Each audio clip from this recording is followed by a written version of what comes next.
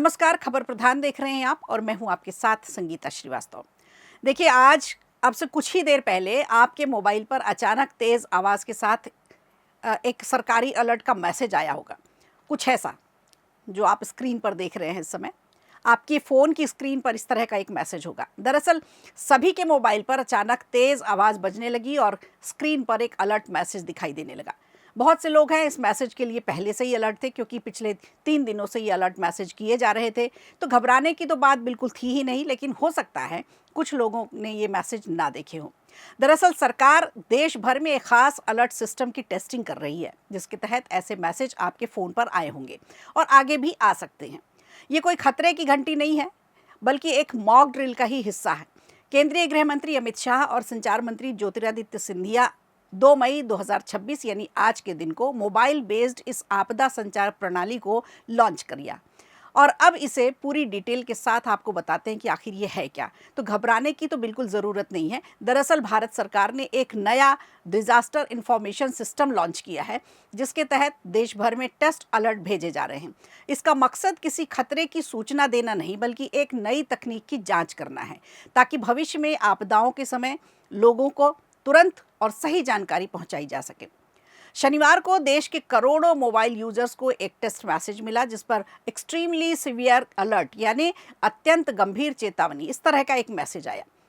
इस मैसेज में साफ बताया गया कि ये एक टेस्ट है और लोगों को किसी भी तरह की कार्रवाई करने की ज़रूरत नहीं है। ये अलर्ट नए सिस्टम के ट्रायल के तौर पर भेजा गया है, जिसका मकसद था देश में आपदा के समय सूचना पहुंचाने की प्रक्रिया को और भी ज़्यादा तेज़ और असरदार बनाना। अब इस पूरी व्यवस्था के पीछे सचेत नाम का एक प्लेटफॉर्म है जो काम करता है, जिसे centre for development of telematics यानी C.DOT ने तैयार किया है।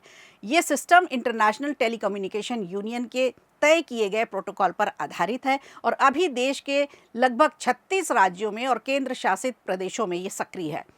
अब तक इस सिस्टम के जरिए 19 से ज़्यादा भारतीय भाषाओं में 134 अरब से ज़्यादा SMS अलर्ट भेजे जा चुके हैं। इनका इस्तेमाल मौसम से जुड़ी चेतावनी के लिए, चक्रवात के लिए, आने वाली दूसरी प्राकृतिक आपदाओं के दौरान लोगों को सतर्क करने के लिए किया जाएगा। अब नया ब्रॉडकास्ट सिस्टम पुराने SMS अलर्ट से एक कदम आगे है। इसमें अलर्ट आते ही फ़ोन में तेज़ आवाज़ के साथ एक मैसेज आपकी स्क्रीन पे आता हुआ दिखेगा।